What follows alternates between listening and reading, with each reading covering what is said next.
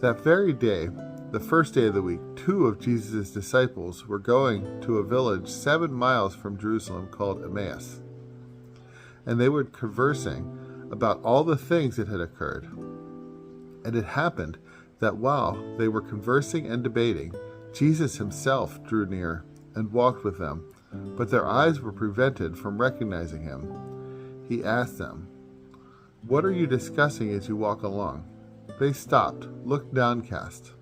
One of them, named Cleopas, said to him in reply, "Are you the only visitor in Jerusalem that does not know of the things that have taken place there in these days?"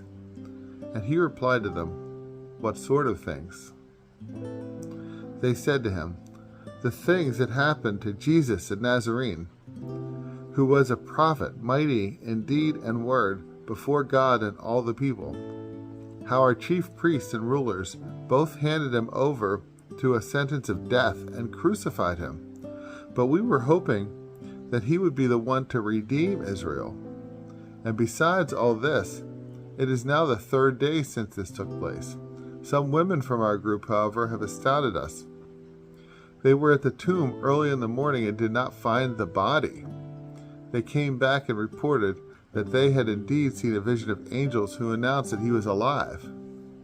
Then some of those with us went to the tomb and found things just as the women had described, but him they did not see." And he said to them, "Oh, how foolish you are! How slow of heart to believe all the prophets had spoke!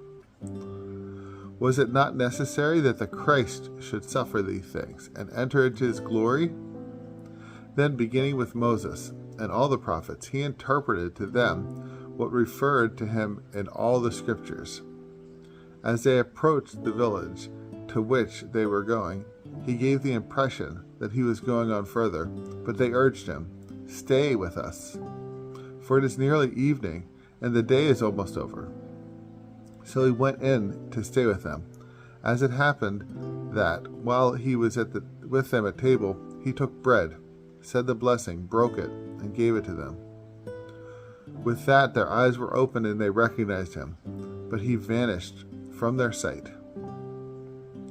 Then they said to each other, "Were not our hearts burning within us while he spoke to us on the way and opened the scriptures to us?"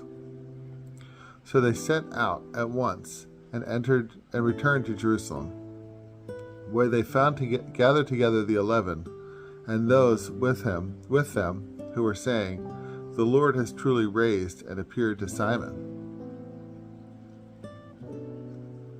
Then the two recounted what had taken place on the way and how he was made known to them in the breaking of the bread.